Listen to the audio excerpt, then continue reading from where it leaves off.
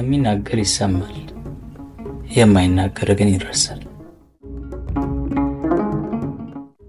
ካለመናገር ደጃዝማችነት ይቀራል። ይህ ነው ደጃዝማች፣ እውነታዎቻችንን በግልጽ የምናወራበት ቦታ። ሰላም አድማጮቻችን፣ ይህ በየሳምንቱ ወደ እናንተ የሚቀርብላችሁ የደጃዝማች ፖድካስት 5ኛ ክፍል ነው። እንግዲህ ልክ እንደተለመደው ወደ እናንተ አንድ ርዕሰ ጉዳይ ይዘን ቀርበናል። በሱ ርዕሰ ጉዳይ ላይ እንግዲህ እኛም ተወያይተን እናንተ ሀሳባችሁን እንድትሰጡ ያው እንግዲህ ዛሬ ላይ ተዘጋጅተን ወደ እናንተ መጥተናል። ከዛ አስቀድመን ግን እንዴት ሰነበታችሁ ለማለት እንወዳለን። እንዴት ሰነበትክ? እግዚአብሔር ይመስገን። እንደምሰነበታችሁ አድማጮቻችን፣ አንተስ እንደምሰነበትክ? እግዚአብሔር ይመስገን። እንዴት ነበር ሳምንቱ? ሳምንቱ ጥሩ ነበር። አንተ ጋር እንዴት ነበረ? እኔ ጋር በጣም ጥሩ ነበረ። አድማጮቻችንስ እናንተ ጋር ሳምንቱ እንዴት ነበረ? ስራ ያላችሁ ስራ እንዴት ነበረ? በትምህርት ያሳለፋችሁ ደግሞ ትምህርት ያው እንዴት ነበረ? እና ደግሞ በሌላም ነገር እንግዲህ ያላችሁ ሰዎች የቤትም በቤትም የሆናችሁ እህቶቻችን ሁላችሁም እንዴት ናችሁ? ሳምንቱ እንዴት አለፈ ለማለት እንወዳለን። የቤት ጌታ ይባልማ። የቤትም በቤት ነው እንጂ የቤት ጌታ ይባላል አባወራ ነው ወንድ መሰለኝ እንጂ ለሴት የቤት እመቤታ ወይ ደግሞ አባወራ ነው ይባላል። ነገሩን ያልኩት ግን ማወራ ይባላል እንዴና ለሴት እና ይባላል። አይ የቤት እመቤት ካልክ የቤት ጌታ እንዴት የለውም ብዬ የቤት ጌታ ይሄ በጣም የሌላ ባሪያ ነው። እና እንግዲህ ዛሬ ወደ እናንተ ይዘን እንግዲህ የቀረብነው ርዕሰ ጉዳይ አንድ ሀሳብን እስቲ አሰማንና ዛሬ ተረኛ አንተ ነህ። እንግዲህ ተራው እንግዲህ መጥቷል ወደ አንተ። ሀሳብን እንግዲህ አድማጮቻችን ጀባ በለን። አመሰግናለሁ አድማጮቻችንና ጓድ። ያው የዛሬው ባለ ጊዜ እኔ ነኝ። ዛሬ አንተ ነህ፣ ጊዜ አንተ ነህ። ጊዜን በአግባቡ ደግሞ ለመጠቀም ሞክራለሁ። ያው ጓድ እንደተናገረው ያክል ዛሬ በአንድ ርዕሰ ጉዳይ ለመወያየት መጥተናል። የመወያያ ርዕሳችን የሚሆነው ይሉኝታ ነው። አንዳንድ ጥያቄዎችን እያነሳን በዚህ ርዕሰ ጉዳይ ዙሪያ የተወሰነ የምንላችሁ ነገር ይኖራል። እናንተም በቻላችሁ መጠን የውይይታችን አካል እንድትሆኑ እንጋብዛችኋለን። እንዴት ነው? ዝግጁ ነህ? ዝግጁ ነኝ። በዚህ አጋጣሚ ግን አድማጮቻችን አንድ መልዕክት ማስተላለፍ ፈልጋለሁ። ቪውን እያየነው ነው። በጣም እያያችሁን ላላችሁ በሙሉ በጣም በዚህ አጋጣሚ ምስጋናችንን ለማስተላለፍ በጣም እንፈልጋለን፣ እንወዳለን። ግን ያው እንግዲህ ሁሌ እንደምንለው እያያችሁ ያላችሁ ሰዎች ግን ሰብስክራይብ እያደረጋችሁ አይደለም እና ቪው እንግዲህ ያው እንዳመሰግን ሁሉ ሰብስክራይብ እንድታደርጉ በዚህ አጋጣሚ ለመናገር እንግዲህ ይወዳሉ። አዎ የእናንተ ሰብስክራይብ እና የእናንተ ቪው ከዚህ በተሻለ መልኩ እንድንሰራ ስለሚያደርገን ለእኛም ማበረታቻችን ስለሆነ ይህን ተረድታችሁ የበኩላችሁን አስተዋጽኦ እንድታደርጉ በዚሁ አጋጣሚ ለመግለጽ እንወዳለን። አሁን ወደ ርዕሰ ጉዳያችን መሄድ የምንችል ይመስለኛል። ዝግጁ ነኝ። ዝግጁ ከሆንክ ዘንዳ ወደ መጀመሪያው ጥያቄ ስመጣ ይሉኝታን እንዴት ትረዳዋለህ? ይሉኝታ እና በዚሁ ደግሞ አያይዘህልኝ እንድትመልስ የምፈልገው ነገር ይሉኝታ ህይወታችን አካል ነው ብለህ ታስባለህ? ከሱ ብጀምር ጥሩ ሳይሆን ነገር ምክንያቱም ይሉኝታ ማብራራት ከባድ ይመስለኛል። እንደኔ ግን የህይወታችን አካል ነው ወይ ለሚለው እንደ ሀበሻ እንደ ኢትዮጵያ ህይወታችን አካል ላይሆን አይችልም። ይሉኝታን የምረዳው ሰዎች ምን ይላሉ ከሚለው ነገር አንጻር ነው። ሰው ምን ይላል፣ በቃ ሰው ነገር ቢለኝስ፣ ሰው ያየኛል አይነት ነገር ነው የምረዳውና አብዛኞቻችን ደግሞ ከቤተሰቦቻችንም በቃ ምንድነው እንደ ኢትዮጵያዊነት ነው። ፈረንጅ አይተን እኮ አረች ልጅ ወይ ደግሞ ይሄ ልጅ እንደ ሀበሻ አይደለም ምናምን ስንል እኮ ዋነኛ ነገሩ ይሉኝታ ይመስለኛል። እና ይሉኝታው ደግሞ ይሄ ሞሮፍ በጣም የበዛበት ቦታ ኮንፊደንስንም ስለሚያሳጣ እነሱ በጣም የኮንፊደንሳቸውን ኤቭሪቲንግ ስለምናየው ያው ሀበሻ እንዳልሆነ ያስታውቃሉ። አይነት ነገር የፈረንጅ ነው ምናምን ይባላል። እና በተለምዶ የህይወታችን አካል ነው ወይ ለሚለው የህይወታችን አካል ነው ብዬ እኔም እረዳለሁ። አዎ ነው መልሴ። ግን ይሉኝታ ግን እንዴት እንታየዋለህ ማለት ምንድን ነው ይሉኝታ ለምትለኝ ግን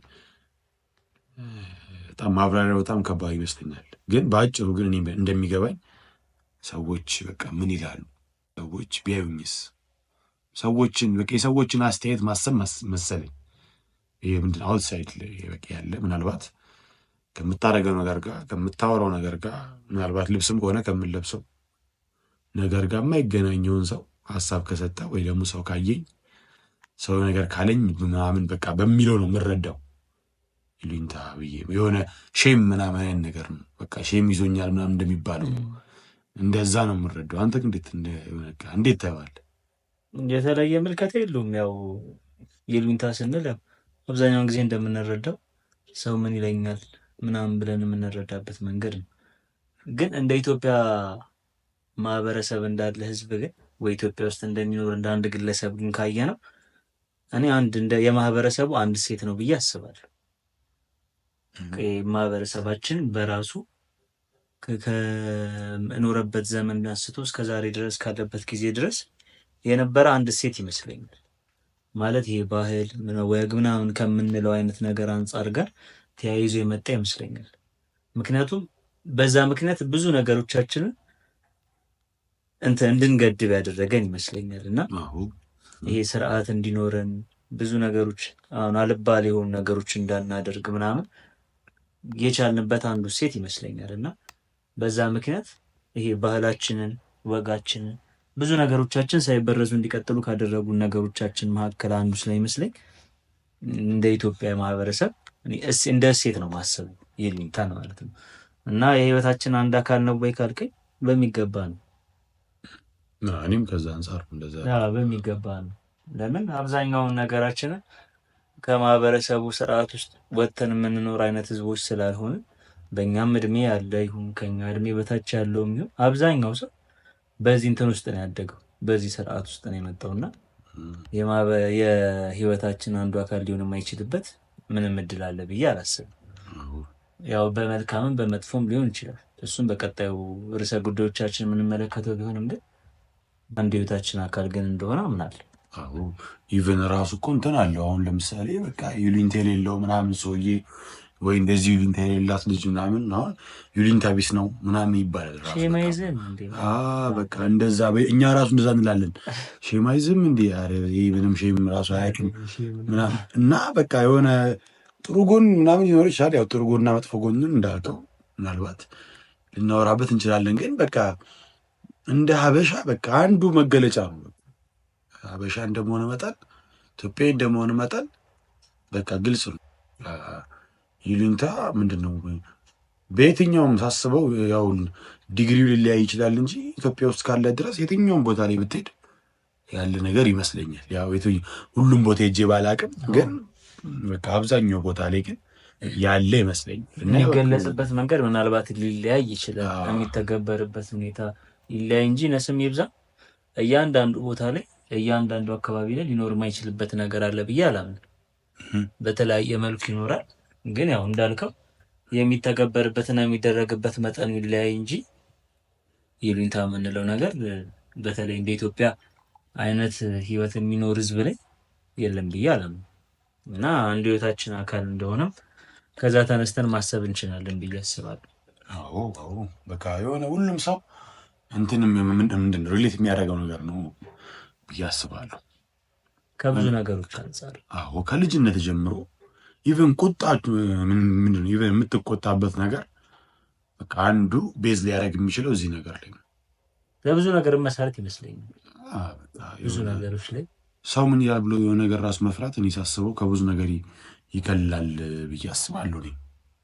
ብዙ ጊዜ ያው ፈጣሪ መፍራት ምናምን እንላለን፣ ግን ፈጣሪን ከመፍራት በፊት ደግሞ መጀመሪያ አጠገብ ያለውን ሰው መፍራት መቻል አለብን። በቃ የሆነ ነገር ይሄ ሰው እኮ አረቢያኝስ ምናምን ማለት እስካንድ የሆነ በቃ ከሆነ ነገር እንድትሰበሰብ ያደርጋል። ያው ኔጌቲቭ ነገር ሊኖሩ ይችላል። ያው ሁሉም ነገር ሲበዛ ኔጌቲቭ ነገር እንዳለ ሁሉ ኔጌቲቭ ነገር ሊኖሩ ይችላል። ሳስበው ደግሞ አንዳንድ ሰው ደግሞ በጣም ይሉኝታ ያለው ሰው ይሆናል። በቃ የሚይዘው ሰው እና የሆነ አንዳንድ ጊዜ ምናልባት የሆነ ነገር ማድረግ እያለብህ የምታደርገው ነገር ጠቃሚ ሆኖ እያለ ግን በቃ በዚህ ምክንያት ብቻ ወደኋላ ልትቀር ትችላለህ። የሆነ በቃ ሁለቱም የጥቅምም ጉዳትም ያለው ነገር ይመስለኛል። መቀበላል። ግን ሌላው ነገር ደግሞ አሁን ቅድም አሁን ሰውን ከፈራ በኋላ ነው ፈጣሪ የምትፈራው ምናምን ያልናት ላይ አስተውለህ ከሆነ ግን እኔንም ይሁን አንተም ይሁን ሌላውም ሰው ሰውን በሚፈራው ልክ ፈጣሪን ቢፈራ ኖሮ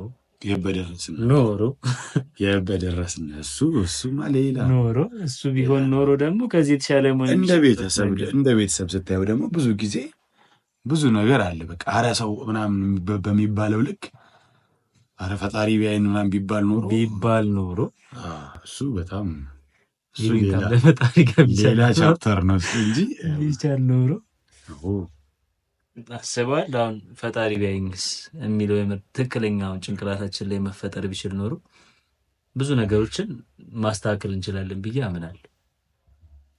አዎ እንዴት ነው መሰለክ እኔ አሁን ከፈጣሪው አንጻር ሳይሆን ሞሮፍ በቃ አብዛኛው ኑሮ ማህበራዊ ህይወት ያለው ሰው በቃ አብዛኛው ሰው እና በቃ ማህበራዊ ህይወት እንዳለ ደግሞ ምንድነው ጎረቤት ምናምን አለው። ስለዚህ በጣም ምንድነው በቃ በጣም ቀርቡ ጎረቤት ነው። ስለዚህ ጎረቤት በቃ እንዳያየ ነው መጀመሪያ ምፈራው ገባ የሆነ ለዛ ነው መሰለኝ አሁን ፈጣሪ ምናምን እኛ ባልንበት አንደርስታንዲንግ በቃ የሚረዱት አይመስለኝም ማንም ሰው አብዛኛው ሰው እና በቃ መጀመሪያ ምናምን ጎረቤትን ነው የምታየው ገባ ወይ ሰፈር ሰው ምናምን ነው የምታየው እነሱ አይተውኝ ምናምን ነው የምትለው መጀመሪያ ላይ። ከዛ በኋላ ነው ደግሞ ወደ ሌላ የምትሄደው። እንደዛ ነው ይመስለኝ እኔ ይከበላል። እንዴት ነው ታዲያ ይሄ ሁሉንታ ሁሉም ቦታ ላይ ተገቢ ነው ብለህ ታስባለህ? አሁን እንዳለው ነው እና ሲበዛ ሁሉም ነገር በጣም እንትን ነው መጥፎ። እኔ ሊንተን እደግፋለሁ። አሁን ለምሳሌ በእኛ እድሜ ያሉ ሰዎች አሁን ተቀምጠን ብናወራ ሼም ግድ ነው በቃ ሼም ግድ ነው። ሼም አይቆነጥጥህም። ሼም በቃ ግድ ነው ማለት እንዴት ነው? አሁን ለምሳሌ የሉኝታ በቃ ስለሚይዝ ብቻ ታላቆችን ታከብራለህ። በቃ አሁን ሲምፕል እንትን ማለት ነው ሲምፕል ሩል ታላቆችን አክብረውን በየትኛውም እምነትም አለ በቃ እንዲሁም ዝም ብለህ በዘልማድም በቤተሰብም ህግ ውስጥ አሁን ታላቅ ብራዘር ወይ ደግሞ እንደ ሲስተር ምናምን ካለ ማክበር ግዴታ ነው። በቃ ትክክል ይሁንም አይሁንም እነሱ ካወሩ በኋላ ነው ራሱ የምታወራው ገባ ይሁንም አይሁንም ነው እና በቃ የሆነ ግድ ነው። እና አሁን ሼም የሌለው ሰው ወይ ደግሞ በቃ ይሄ በጣም ዩሊንት የሌለው ሰው ይሄ በጣም ፈጣጣ ነው ምናምን ይባሉ አይደል አይናውጣ ነው የሚባለው እንደዛ ነው በቃ አሬ በጣም ዩሊንታ ቢስ ነው ምናምን የሚባለው እና ተገቢ የሚሆንበት ሌቭል አለ ገባ። አሁን ተገቢ ሲሆን እንዴት ነው አሁን በቃ ልክ እንዳሉ ታላላቆች ምናምን እንዴ በጣም አሁን ለምሳሌ ሲምፕል ነገር ባስ ውስጥ ትልልቅ ሰው ሲመጣ እኮ የምትነሳው በቃ ቆሞ ሲያዩ ራሱ ይደብራል ገባ።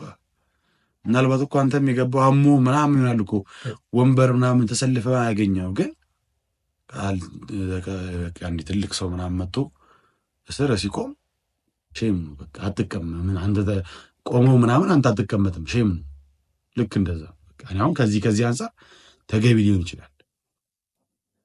አሁን ሌላ ቀላል ነገር እርጉዝ የሆነች ሴት እቃ ወድቆባት ምናምን ብታይ አልፋ አትሄድም። አልፎ ሄደ ሰው በቃ ከሰው አልተፈጠረም ነው ገባ በቃ ሼም ሊይዝም ይገባል ማንሳት አለብህ። እኔ እንደዛ ነው የምረዳው። ግን አሁን ምን ይሆናል መሰለክ በሀበሻ ኑሮ ይሉኝታ በጣም ልክ ያልፋል። ይሉኝታ በጣም ልክ ያልፋል እና አሁን ለምሳሌ አንተ አሁን ከኔ በቃ ይለፍ አሁን ቅድም እንዳለው የመንገድ በቃ ይሄ አሁን የህዝብ ትራንስፖርት ላይ ምናምን እንደዚህ እንደተነሳኸው አይደለም። ያ ምንም ከአንተ ምንም የሚቀንስ ነገር የለም። ቢበዛ ድካም ነው፣ ከበዛ ድካም ነው። ገብተህ ታርፋለህ ምናምን፣ ስራም ቦታ ቢሆን ገብተህ ትቀመጣለህ ምናምን። ግን አሁን ለምሳሌ የሆነ ነገር መስራት አስበክ ከስራ አንጻር መስራት አስበክ ያንን ስራ እንዳታደርግ የሚችሉ በጣም ይሄ ማህበራዊ ህይወቶች አሉ እና ከሊ ምን ይላል አሁን ለምሳሌ ሩቅ ሳንሄድ ያው ሁል ጊዜ በየእንትናችን ኤፒሶዳችን ትምህርትን እንግዲህ መንቆር እንዳይሆንብን እንጂ አንተ አሁን ለምሳሌ በቃ እኔ ከሆነ ጊዜ በኋላ አልማርም ስራ እሰራለሁ ምናምን ብትል በጣም በቃ ሰው ምን ይለኛል ተብሎ ዝም ብለህ ትማራለህ። ምክንያቱም የገሌ ልጅ ትምህርት ቤት እንዲህ አልተባለም ስለሚባል አሁን በጣም አላስፈላጊ ነው።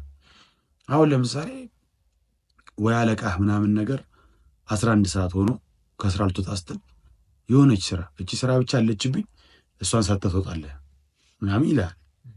አንድ ቀን ከተባበርከው ሁለተኛ ቀን ድጋሚ ያዛል። አንድ ቀን የሰራው በሼም በይሉንታ ነው ወይ ደግሞ ኦቲ የለው በቃ ዝም ብለህ ከይሰራ ትኖራለህ ማለት ነው። ከሆነ ሳባ ደግሞ ተቆጥተህ ከኔ አልሰራም ማለት ደግሞ እንዳትል ደግሞ መጀመሪያ ላይ ሰርተሃል። ስለዚህ በቃ ይህ ምንድን ነው መጀመሪያ እንዳልነው እንደ ሀበሻ ሁሉም ሰው ጋር ያለ ህይወት በቃ ልምድ ነው እንዳልነው ሁሉ በጣም ይበዛል። አሁን በጣም በቃ የምቃወመው እሱ ነው። ይሉኝታን እስከ ዲግሪ ድረስ እኔም እደግፋለሁ። ግን በቃ አሁን ባልኩ እንትኖች ሪዝኖች በጣም ይበዛና የራስህን እንትን ምንድን ነው ኤፈርትን ወይ ዜሮ ያደርገዋል ወይ ደግሞ የሚገባህን ነገር ደግሞ ያሳጣል ወይ ደግሞ ከዓላማህም ይሆናል እንትን የሚልህ ይቅርታ ከዓላማም ይሆናል እንትን የሚልህ የሚያዛንፍ ወይ ደግሞ በቃ የሚሰርቅ እና የሆነ ደግሞ ሳስበው ደግሞ ከሆነ ስቴጅ በኋላ እንትን የለም ዜርዝ ነው ጎይም ባክ መመለሻ የለውም። በዛው ነው የምቀረው። በቃ ሁሌ ሰው ምን ይላል፣ ኧረ ሰው ምን ይለኛል፣ ሰው ምን ይላል እያልክ በቃ በዛው ነው ወይ እየባሰ ነው የሚሄደው እንጂ በቃ የሆነ የሚመለስ ነገር አይመስለኝም። እና ከዚህ አንጻር ተገቢ አይደለም። ግን ይህ የህይወትን በቃ መጀመሪያ ላይ እንዳልነው ግን የመከባበሩን ምናምን እንደዚህ ሰው ምን ይለኛል ምናምን ብለህ ከክፉ ነገር ምናምን መሰብሰቡ ምናምን ለህይወት የሚጠቅም ጉዳይ ነው እና ተገቢ የሚሆን አለ፣ ሲበዛ ደግሞ አያዋጣም ከሚሉት ወገን ነኝ። አንተ እንዴት ነው ታስበው? የኔን ሀሳብ ሼር አታደርግም ማለት ሁሉም ነገር ልክ ሲኖረው ልክ ነው ብዬ አምናለሁ። ማለት የሚበጅለት የሆነ መስመር መኖር አለበት ብዬ አስባለሁ። እና ያው ሁሉም ነገር ያው ጣፋጭ ምንድን ነው ሲበዛ ምን ይላል ነው የሚባል ይመራል ነው የሚባል እንደዛ ነው የሚሆነውና ተገቢ የሚሆንበት ቦታ አለ ብዬ አምናለሁ። አሁን ልክ የሚሆንበት ቦታ አለ። አሁን ቅድም እንዳልካቸው አይነት ስፍራዎች ላይ ወይ የተለያዩ ቦታዎች አሉ ይሉኝታ ተገቢ የሚሆንበት ቦታ። ከዛ ካልናቸው ቦታዎች ውጪ ሲሆን ወይም ደግሞ ካልነው በላይ የሚተገበር ከሆነ የሆነ ነገሩን ያጣል። ህይወትን የምትመራበትን መንገድ ያስተሃል ብዬ አምናለሁ። የሆነ አንተ ህይወትን የምትመራበት መንገድ በሰዎች እጅ ላይ እንዲሆን ያደርገዋል ብዬ አስባለሁ አብዛኛውን ጊዜና ብዙ መነሻውም ይሄ ይሉኝታ የምንለው ነገር ሰው ምን ይለኛል የሚለው እንደመሆኑ መጠን አንተ ህይወትን የምትመራበት መንገድ ትተውና ሌሎች አንተን ህይወት እንዲመሩልህ የምትፈቅድበት መንገድ ይመጣል ብዬ አስባለሁ፣ ተገቢ ባልሆነ መልኩ ሲተገበር እና በዛ ምክንያት ደግሞ አንተ የምትፈልገውን አይነት ህይወት ልትኖር የምትችልበት እድል በጣም ጠባብ ይሆናል። ፈልገህም እና በዛ ምክንያት አንተ ልትደርስ የምትፈልግበት ቦታ ላይ ልትደርስ የምትችልበት ነገር አይኖርም እንዳልነው ማለት ነው። ግን አሁን ይሄ ባልነው መልኩ ግን መተግበር ባለበት ቦታ ላይ የራሱ ቦታ አለ። ያ ቦታ ላይ መተግበር ከቻለ ሲተገበርም ደግሞ አላስፈላጊ ባልሆነ መልኩ የሚተገበር ከሆነ ህይወታችን ላይ እንዳልነው ቅድም እንደ ሀበሻዊ ማህበረሰብ የሚተገበር አይነት ልምድ ከሆነ ብዙ ነገሮችን ጥሩ የሆኑ ሴቶችን ያመጣልናል ብዬ አስባለሁ። ይሄ ከስነ ምግባር ከተለያዩ ነገሮች አንጻር ማለት ነው። ግን አሁን ሁሉም ቦታ ላይ ተግበር ካለ ልክ የማይሆኑ በጣም ብዙ ነገሮች ይኖሩታል። በጣም ብዙ ቦታዎች ላይ ስንነሳ ደጃዝማች ካለመናገር ደጃዝማችነት ይቀራል ብለን እንደተነሳ ነው ሁሉ አሁን እነሱ አይነት ነገሮችም ብዙ ነገር አተናል ብለናል ባለፈው ስናወራ እና አሁን እነሱ አይነት ቦታዎች ላይ ራሱ በዚህ ምክንያት ብዙ ያላደረግናቸው ነገሮች አሉ ብለናል። ሰው ብናገር ሰው ምን ይለኛል ብለን ያላልናቸው ብዙ ነገሮች አሉ። ከዛ ነገር አንጻር ራሱ ስናስበው ሊከበር በሚገባበት ቦታ አለ። አዎ አለ። ከዛ ውጪ ግን የሆነ ቦታ ላይ አይ ተብሎ ደግሞ ራስን ማስቀደም ያለበት ቦታ ላይ አለ። በዛ ሰዓት ግን አንተ የምትፈልገውን ማድረግ ያለብህን መሆን ያለበትን ነገር ማድረግ የምትችልበትን ነገር ስለሚገድብ ሁሉም ቦታ ላይ መተግበር አለበት ብዬ አላስብም። የሆነ ግን ይሄ ከቦታ አንጻር ብቻ ሳይሆን ከማብዛትም አንጻር ይመስላል። አሁን ለምሳሌ በቃ የሆነ አሁን የሰዎችን አስተያየት የምትሰማበት ሰዎች ምን ይሉኛል ብለህ የምታስብበት ሌቭል አለ ከሆነ ሰዓት በኋላ ግን ምናልባት አንተው በቃ ምንድን ነው ሁሉም ሰው አንተ በምትሰራው ስራ ደስተኛ ሊሆን አይችልም። ሁሉም ሰው ደግሞ ሊከፋ አይችልም። ስለዚህ የሆነ አንተውም በዚህ መሀል የምትሰራው ስራ እውነትም አንተን ይጠቅማል፣ እውነትም አንተን ያስደስታል ወይ ነው መጀመሪያ። ግን የዚህን ሰዓት ግን ምን ይሆናል ግን አሁን ይሄ ነገሩ ከልኩ ካለፈ እገሌ ይህን ነገር ሲያደርግ ወይ ሲሰራ ያዋጠዋል ወይ እሱ ይለወጥበታል ወይ ሰው ይሆንበታል ወይ ይደሰትበታል የሚለው ይቀርና ወይ ደግሞ ይሄኛው ሀሳብ ይዘገይና ሰዎቹ ምን ይላሉ? ይደሰታሉ ወይ ይጠቀማሉ ወይ ምንም አይሉኝም ወይ ሀሳብ ይሰጡኝብኛል ወይ የሁሉ ጥያቄዎች ይመጣሉ። ሳትፈልግ ወደዛኛው ትጎተታለህ። በቃ ትጎተታለህ። በቃ አንተ ወደኋላ ተጎትተህ ነው የምትቀረው። እና የሆነ ምንድን በልኩ ሲሆን ስርዓታችንን ይጠብቅልናል። ይሄ ምንድን ይባለው እንደ ሀበሻው የተለመዱ ባህሎች አሉ። ከስርዓት አንጻር ከማንነት አንጻር እሱን ይጠብቅልናል። ከዚች ግን እልፍ ሲል ግን ወደኋላ ሰውን ያስቀራል። እሱ ነው ዋናው። ብዙ ነገሮችን በሰው እጅ ላይ ያርፉና ለብዙ ነገር ተጠያቂ መቋቋም አትችልም። በዛ ምክንያት ያው ከእንትን ሁላ ይሄ ነፃነትን ከማጣት ጋር ራሱ ሊሆን የሚችልበት እድል አትቋቋሙም። በጣም ከባድ ነው። የእኛ ሰው ደግሞ ይቅርታ አድርግልኝና በጥሩኝም በመልኩ አንድ አፍ ውስጥ አትግባ። በጥሩ መልኩም ስትሰራ ሲጨበጨብልህ እንደዛው ነው። በመጥፎም ደግሞ አፋችን ውስጥ ከገባ በቃ በነገር ላይ አንተም እኔ በዚያ አጋጣሚ ያው በጣም አስቀድሜ ይቅርታ ጠይቃለሁ። ግን እውነት ነው በቃ የሆነ አንድ ፋክት አለ እኔንም ጨምሮ ነው። ምንም ነገር ላይ ተመልከት፣ በጨዋታው ተመልከት፣ በሰው ኢንዲቪጁዋል በቃ ለየግላችንም ተመልከት፣ ምግብ ቤት ተመልከት፣ የትኛውም በቃ ኢቭን አንድ ሰው ከአንድ ሃይማኖት ወደ ሌላ ሃይማኖት ሲቀይር ተመልከት። በቃ በየትኛውም አባ ላይ ምንድን ነው ድሮ ከነበርንበት ወይ ደግሞ ከምናደርገው ነገር የበለጠ ነው የምናደርገው። ለምሳሌ አዲስ ሬስቶራንት ቢከፈት በጣም ብዙ ሰው ሬስቶራንት ጋር ይሄዳል። ሁሉም ሰው ይሞክራል። ወረት ነው በቃ። ቅድም እንዳልኩ አንድ ሰው ከአንድ ሃይማኖት ወይ ሌላ ሃይማኖት ሲቀይር ድሮ ከቆዩበት አማኞች በላይ ነው አማኝ የሚሆነው ሲጀምር ሁሉ ነገር ላይ ነው። አንድ ሰው መልካም ስራ ሲሰራ ድሮ መልካም ስራ ይሰሩ የነበሩ ሰዎች በሙሉ እንዳለ ተረስተው ያ ሰው ነው በቃ መልካም ኢትዮጵያ ውስጥ ያለው። ይህን ደግሞ ገልብጠው በጣም የተወራለት ሬስቶራንት ሲያጠፋ በቃ ጠንብርኩሱ ባንድ ወጥቶ ያ ሬስቶራንት ሰው እንዳይገባበት ተደርጎ ነው የሚሰደበው። መልካም ሰው የተባለው እንደው የአፎ ለምታም አጋጥሞት ይሁን አስቦበትም ይሁን የሆነ ነገር በቃ አንዴ ከተናገረ ወይ ደግሞ ካመለጠው ወይ ደግሞ አሁን እንዴት ነው በቃ የሆነ ነገር እሱ ሳያምንበት ሳያሳምነው ሰዎች ደግሞ ያንን መልካም ስራ እንዲሰራ ፈልገው ካልሰራ በቃ ባንዴ የተረገመ ሰው ነው። አማኙም ልክ እንደዛ አማኝ ነኝ ብሎ የሆነ ጥፋት ሲያጠፋ ቢገኝ በአንዴ ተመልሶ በቃ ሰይጣን የሚያመልክ ነው የሚያደርጉት። የትኛውም ነገር ላይ ነው በቃ ማለት ኢቭን እንደ ቤተሰብ ተመልከት።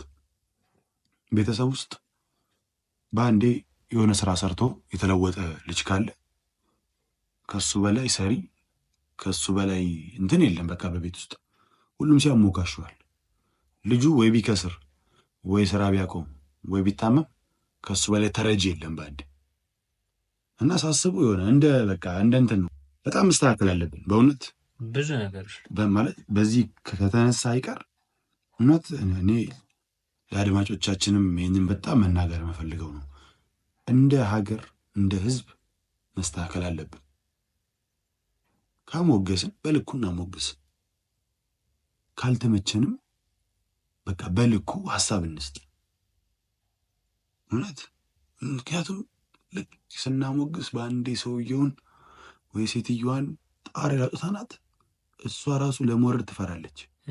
ምክንያቱም በጣም በቃ ከጣሪያም አልፋለች ወይ አልፏል፣ ሰቅለናቸዋል። ሲጀመር ሰው ላለመሳሳት ሲሞክር ነው የሚሳሳት። እሱን በቃ እኛ ደግሞ እንደዛ ነው የምናደርጋቸው። እኛን ጥፋተኞቹ እኮ አሁን ራሴን ራሱ ጨምሬ የማወራው ለዛ ነው። ሁላችንም የሆነ ነገር ማንም ሰው ላይ በአንዴ ጣራ እንወጣቸዋለን። ሰዎቹ በአንዴ መሳሳትን በአንዴ የሆነ እንግዲህ አንድን ሰው ወይ ደግሞ ሀሳብን መንቀፍን ፈሪ ሆኖ ይቀራሉ። ምክንያቱም ለእነሱ ራሱ ርቋቸዋል የተሰቀሉበት ቦታ። ምግብ ቤት አለን እኮ ምግብ ቤት አንድ ካፌ ሲከፈት አሁን ወጣት ነሽ፣ ትልቅ ሰው ነሽ፣ ምንም ልጅ ነሽ፣ ማንም አይቀርም እዛ ቤት ይኬዳል። እንደው አንድ ሰው ሻይ አዞ ሻዩ ባይጣፍጥ አንድ ቀን ሻይ ነው እኮ በቃ በአንዴ ዚህ ቢያወራ። አሁን ደግሞ ጊዜውም ደግሞ አለ በጣም ከባድ ነው። ሶሻል ሚዲያ አለ በአንዴ ምናምን አንድ ሰው ሁለት ሰው ምናምን ሲቀባበለው ብዙ ሰው ይደርሳል። ልታሳሽግበትም ትችላል። በቃ ሁሉም ሰው በአንዴ እንትን ሰፈር ውስጥ አንቱ የተባሉ ሰው ለዘመናት ሰው እድር ብስት ምናምን ውስጥ ራሱ ሲደግፉ የቆዩ ሰውዬ አንድ ቀን ወይ ገሌ ምናምን ሞቶ ሳህን ካልተፈረመ አልሰጥም ካሉ በቃ እሳቸው ሰው አይደሉም እስከ ወዲያኛው። እና ይህንን እንደ ሀገር እንደው የደጃዝማች ፖድካስት ተከታታይ እንግዲህ እባካችሁን በዚህ አጋጣሚ ለእኛም ለራሳችንም ለእናንተም ይህንን ታስክ እንስጥና እንደው እስኪ ትንሽ እንሻሻል። ትንሽ አርፍዳችሁ የምትሰሙም ይህን ፖድካስት ካላችሁ ፖስት ባረግነውም እንግዲህ የሁሉ ጊዜ ተከታታዮቻችንም እንግዲህ በጣም በዚህ አጋጣሚ እችን ታስክ እንቀበልና ሁላችንም እንደ ሀገር እንደው በቃ እንደ ህዝብ ቢያንስ ትንሽ እንስተካከል። ሁሉ በቃ ሙሉ በሙሉ አይሆንም፣ አይሳካም፣ እሱ ግልጽ ነው። ግን በቃ ትንሽ እንደው ስንናገር ትንሽ አፋችንን ሰብሰብ፣ ሀሳብ ስንሰጥ ቢያንስ ከስድብ የጸዳ ሲጀምር አንድ የሚባል አባባል አለ። እንደ እንትንም ብዙ ጊዜ ስትወድቅ ወይ ስትሳሳት እንትን ይበዛብሃል፣ ይሄ ጫና ምናምን ምንድን ነው የሚባለው? የወደቀ ዛፍ ምን ምሳሌ ይበዛበታል የሚባለው?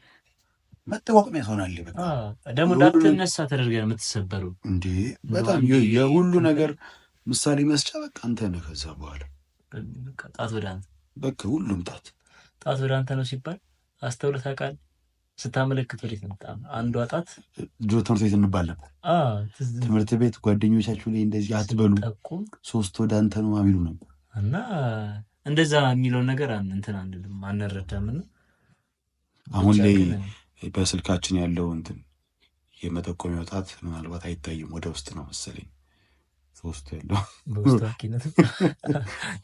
ያለው ወደ ውስጥ የኛው ፓርታ የሚታየው በቃ ከውጭ ያለው የኛው ስለማይታይ ይሆናል። ብቻ ግን በዚህ አጋጣሚ እንደው ባካችሁን ከስድብ የጸዳ እንደ ሀሳብ ራሱ ብንሰጥ ከመሰዳደብ ይህንን ከመጠቋቆም ከመንቀፍ እንግዲህ ባለፈ ትንሽ ሀሳብ መስጠት ይቻላል። እኛም ላይ ሁሌ እንደምንለው ኮመንታችሁን አትርሱን ነው። ሀሳብ አስተያየት መስጠት ይቻላል፣ ግን ከስድብ የጸዳ በቃ የፐርሰናል አታክ አይሁን።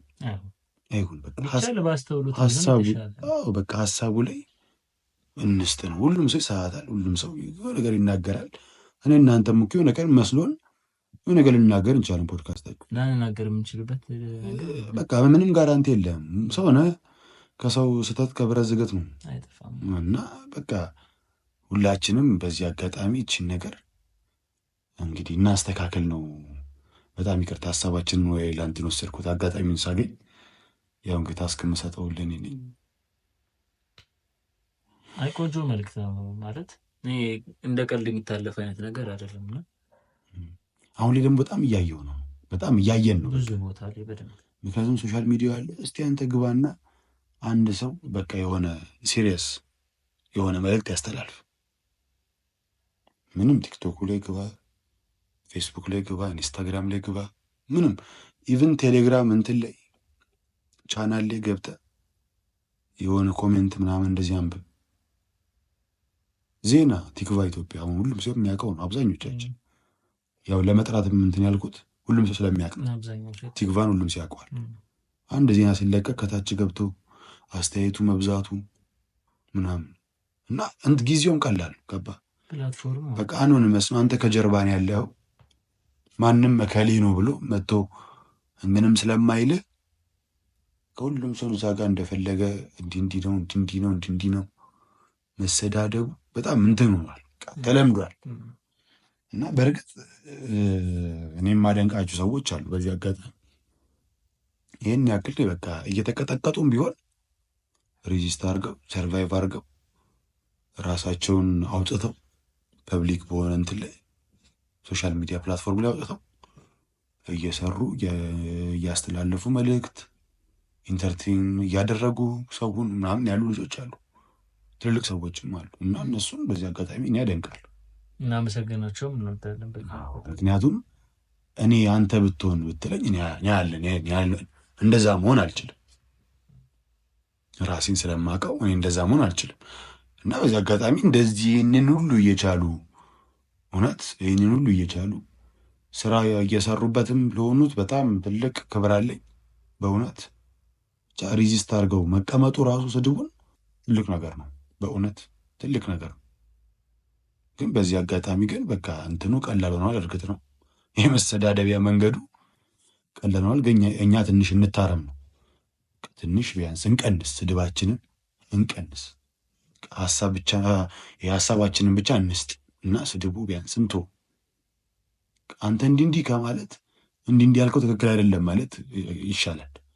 ስድቡን ትተን በቃ እንደዛ እናድርግ። እሱ ደግሞ የሆነ ቀን እንደሚስተካከል ብለን ደግሞ በደጃዝማች ፖድካስት ስም እናምናለን፣ ተስፋ እናድርጋለን። አድማጮቻችንም ደግሞ እናምናቸዋለን። እውነት ነው። እኛን ሙልጭ አድርገው እንደማይሰድቡን ተስፋ አለን። ሲያጋጣሚ እንደው በይሉንታ ግን ምን አድርገህ በይሉንታ ብዙ ነገር ያደርጋል ብዬ አስባለሁ። እንደው ሲመስል ብዙ ነገር ታደርጋለህ። በቃ ግን እኔ ዋናነት ማረሰው ስራ ጀምርበታለሁ ያልኩበትን ጊዜ ቀይሬ ያውቃለሁ። በይሉንታ ምክንያት እንዴት በጣም ነገሩ ርቅት ረጅም ነው። በቃ ጊዜው ስራ መጀመሪያ ጊዜ አልነበረም እና ስራውን ለመጀመር ደግሞ ትንሽ ገንዘብ ያስፈልግ ነበር። ያንን ገንዘብ ደግሞ የምታገኙ ደግሞ ከቤተሰብ ነው እና ያው ቤተሰብ ምናምን ደግሞ ስትጠይቅ ደግሞ የሚነገር ሀሳብ አለና ከሆነ ጊዜ በኋላ ሼም ይዛል መጠየቁ። ምን ይሉኛል ኧረ በስመ አብ ትላለህ፣ ከራስ ቤተሰብም ቢሆን ማለት ነው።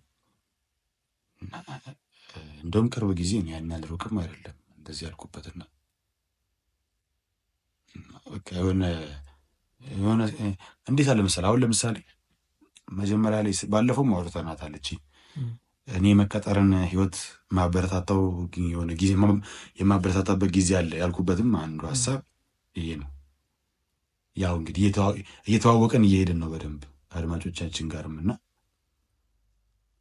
እንዴት ነው ምንድን ነው የሆነ ሳለ የሆነ ስራ ዝም ብዬ ልጀምር ማለት አትችልም። አውት ኦፍ ኖዌር ብድግ ብዬ ነገር ልጀምር አትችልም። እንደው አሁን እንዳለው ሶሻል ሚዲያ ላይ አንድ አክቲቭ ምናምን ሆነ ካልሆነ በስተቀር ከባድ እና የሆነ ሳለ በቃ እንዴት እጠይቃለሁ ምናምን ትላለህ። ገንዘብ ስራ ለመጀመር እንዴት አክሰስ አደርጋለሁ ማለት ያንን ገንዘብ አንተ ስራ ለመጀመር የሚያስፈልገውን ገንዘብ አሁን ሁላችንም እናውቃለን። ሚኒመም የምንለውን የሆነ ገንዘብ ይሄ እንትኑን ተው፣ ስልኮ ላይ ተቀምጠው ኢንተርኔት ካሉት ምናምን በነፃ ቤቱ ተቀምጠው ቤት ስራ ማግኘት ይፈልጋሉ። የለም እንደዚህ አይነት ስራ ቢኖር ኖሮ የኢትዮጵያ ሕዝብ በሙሉ ሀብታም ነበር። አስምርልኝ። እንደዚህ አይነት ስራ የለም። በቃ በእውነት በዚሁ አጋጣሚ ብዬ ድጋሜ ልናገር ነው። በዚህ አጋጣሚ ቤቶ ተቀምጠው ምንም ሳይሰሩ ኢንተርኔት ካሉት ምናምን የሚባል ስራ የለም። ኢንተርኔት ካለ ወጪ ያለ እሱ ብቻ ወሱን ፍታ ነው ወጪውን የዋይፋይ ምናምን ወጪ ያለ እሱን ሁሉ በቃ እንደው እሱን እንዳለ ራሱ ትተን ነው የምነግርህ። ስኪል ከሌለክ የሆነ የምትችለው ነገር ስፔሻላይዝ ያደረክበት ነገር ከሌለ ቤት ተቀምጠ ኢንተርኔት ስላለ ስልክ ስላለ ምንም መስራት አትችልም። ምናልባት ቲክቶክ ታያለህ። በቃ እንደው ምናልባት በነገር ላይ አሁን ቲክቶክ ራሱ እጀምራለሁ ካልክ ኮንቴንት ያስፈልጋል። በደንብ ያስፈልጋል። ኮንቴንት ያስፈልጋል። ብቻ እንዴት ነው ኮንቴንት ካስፈለገ አንተ ደግሞ የሆነ ኮንተንት የሆነ ክሬቲቭ ልትሆን ነው። እሱም መሆን ከቻልክ ስፔሻላይዝ አድርጋለሁ የሆነ ነገር ላይ ማለት ነው። የሆነ ስኪል ያስፈልጋል፣ ወይ የምታዳብረው ወይ የምትማረው ስኪል ያስፈልጋል። ዝም ብሎ ቤቶ ተቀምጠው ኢንተርኔት ካሉት ስራ ኧረ እባክህ የለም። እነሱ ለምን አይሆንም? የለም እነሱማ እንዲህ ብለው እየሆኑ ነው። እና እንደዚህ የሚባል የለም ስራ እና ወደ ሌላ ሳናሰፋው ነገሩ እና የሆነ ጊዜ በዚህ አጋጣሚ የሆነ ገንዘብ መጠየቅ ነበረብኝ ለመጀመር እና ገንዘቡን ጠየቀን እና አንዴ ነው ሁለቴ በዛ ላ ተነገረን። ስራ መጀመሪያ ትምህርት ጨርሱ፣ ትምህርት እንደዚህ ያድርጉ ምናምን ተባል። ቅድም እንዳልነው ትምህርት ደግሞ የቤተሰቦቻችን ይሉኝታ ነው። ልጆቻቸው በቃ ዩኒቨርሲቲ ገብተው ግራጁዌት ማድረግ አለባቸው። ለቤተሰቦቻችን ትልቁ ስኬት ይመስላል። በቃ ነው። ምክንያቱም የገሌ ልጅ ተመረቀ ይባላል። ሰራህ ግን በዛ የሚያሳስባቸው ይመስለኝም አንዳንዴ ሲያስበው። ኢቭን እኮ የግራጁዌሽን ሰረሞኒ ድግስ ይደገስልሃል። ያንን ገንዘብ ሊሰጥ የሚችል ቤተሰብ የለም። ገንዘቡ ስጡኝ የለም፣ እንደዛ አይጠየቅም። ሲጀምር ብትልም በቃ የሚያደምጥህ የለም። እና እሱ ራሱ አንዱ ሌላ ይሉኝታ ነው። በቃ እኔ አሁን ሌላ በይሉኝታ መንትተሃል ብትለኝ የግራጁዌሽን ሰረሞኒን ቁጭ ብዬ ገንዘቡን ስበላው አይቻለሁ። ባይኔ በልቼዋለሁ። በቃ ቁጭ ብዬ በልቼዋለሁ። ምክንያቱም ሰረሞኒ እንዴት ነው በቃ ሁሉም ሰው የሚያውቀው ነው። ይሄ አሁን የተመረቀና ቤት ውስጥ በግድ በቃ ድግስ ማም የተባለ ልጅ ያውቀዋል ሁሉም ሰው። ምክንያቱም በቃ አንተ አክሰስ ማድረግ አትችልም፣ ስልጣን የለህም። አልገኝም ማለት ደግሞ አትችልም። ስለዚህ በዋናነት የመጀመሪያው ስራ በቃ የስራ መስራት የምችልበትን ጊዜ አራዝሜዋለሁ። አስቀድሜ መጀመር የምችልበትን አራዝም በቃ አሁን የቅርብ ጊዜ ኢንፎርሜሽን ስራ መጀመር የምችልበትን ጊዜ አራዝም። ከዛ ውጭ ምን እንዴት መሰለህ እኔ ይሉኝታን በእውነት ነው የምነግርህ። በቃ ይሉኝታን የምረዳው ዴይ ቱ ዴይ ያለ ነገር ነው። የሆነ ሁላችንም አሁን ለምሳሌ ሰኞ፣ ማክሰኞ፣ ሮብ ምናምን እንደምንለው እንደተሰጠው ስም ይሉኝታን በቃ የሆነ በቃ የተሰጠ ምንድን ነው ይሄ ለምታደርጋቸው ነገሮች ይሉኝታ የሚይዙ ነገሮች ሁሉ አሉ። አብዛኛው ቦታ ላይ ለምሳሌ የተቀደደ ልብስ በቃ ስለተመቸ ብቻ የተቀደደ ልብስ አድርጋችሁ ጠም ከቤት ሰው ምን ይላል? ይሁን አንዱ ትልቅ በቃ ይሉኝታ የምትለው ነገር። አንተው ለምሳሌ የሆነ ሳለ ትምህርትህን በቃ ተረዳው አይሆንም ምናምን ላቁሙ እንዳትል ቤተሰብ ምን ይላል? አንተው ለምሳሌ የሆነ ስራ አነስ ካለ ስራ መጀመር ፈለግ፣ ያንን ስራ ልትጀምር ስትል ቤተሰብ መጀመር አይስማሙ። አነስ ካለ ስራ እንድትጀምር አይፈልግም። ከዛ አንተ ራሱ ብትጀምር ራሱ ሰው ምን ይለኛል ብለህ ታስባለህ። የምታውቀው ሰው ምናምን ቢመጣ አሁን ለምሳሌ ብዙዎቻችን የምናውቀው አንድ የሚያስቅ የሀገራችን ታሪክ አብዛኛው ሀብታም የሆነው ከሊስትሮ ጀምሮ ነው። አብዛኞቻችን አይደለም። ይሄ ሁላችን የምንሰማው ነው። በቃ አብዛኞቻችን የምንሰማው ነው። ግን አሁን እኔና አንተ አሁን ዛሬ ተነስተን ሊስትሮ ምናምን ሆነን እስቲ የሀብት ማማ ላይ እንድረስ ምናምን ብንል ሊደረስ ይችላል። እኔ ሌላ ነገር አላልኩም። በቃ የደረሱ ሰዎች ደርሰዋል። እኔ አይመለከተኝም። እሱ ግን ምንድነው ሀሳቢ ቤተሰብ ግን እሱን እሺ አይልህ። አንተ እንደው እሺ ተብለህ ብትሆን ራሱ የምታውቀው ሰው መጥቶ ምናምን ደቅ ብሎ ጫማ ስትጠርግ ሼም ይዛል። የሆነ ስሜት አለው። ሼም ባይ ምናምን ትመርጣለህ። ኮፍያ ምናምን ጠቅ ብታደርግ ምናምን በቃ በዚህ እንትን ያጋጠመኝ ነገር አስታውስ። በቃ ደስ ይላል። ገባ እና ምን ልልህ ነው እንትን ነው በቃ የአንዳንድ በቃ ይሉኝታ ያዙኝ የምትላቸው ነገሮች በቃ ዴይ ቱ ዴይ የምታሳልፈው ነገር ውስጥ አለ። ለዛ ነው ሳስበው አሁን በቃ እንዲህ በጣም የከበደንን ነገር ነው የምናስታውሰው እንጂ ቀን በቀን በቃ ያሳለፍነው ነገር አለ። አሁን ለምሳሌ ቦሌ ላይ በስሊፐር ምናምን ከቤት ወጥታ አትሄድም። በቃ አትሄድም።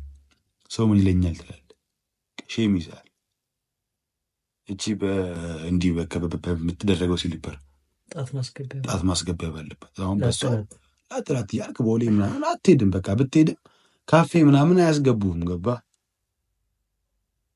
አንዳንዴ እና ግን ከዛ አንጻር ሳስበው ዴይ ቱ ዴይ ላይ እለት ተዕለት የምናሳልፈው ህይወት ውስጥ በቃ ይሉኝታ ስላለ የሆነ በደንብ እስቲ ምን ትተሃል ምን ትተሻል ተብሎ ሁሉም ሰው ቢጠየቅ በጣም ከባድ ወይ ደግሞ በጣም የጎዳቸው እኔ ሼም የሚባል ነገር መተው አለብኝ ምናምን ብለህ የተማረንበት ጊዜ አለ አይደል? በቃ ሬሪ ካም በኋላማ ምናምን እሱ ሞመንት ካልሆነ በስተቀር የምናስታውሰው ብዙዎቻችን አለብን ብዬ እኔ አስባለሁ። እና በዚህ አጋጣሚ አድማጮቻችን ይህንን እየሰማችሁ ያላችሁ በሙሉ ኮሜንት ላይ እንደው እባካችሁን በይሉኝታ አጋጣሚ ምንድን ነው በይሉኝታ በሼም ያደረጋችሁት ነገር ይህንን ነገር ትቻለሁ ወይ ይህንን ነገር ተገድጄ አድርጌያለሁ የምትሉትን ነገር አስፍሩልን። አንተ ግን ምን ትታል? ይኖራል ግን ቅድም ካልከው ልነሳ።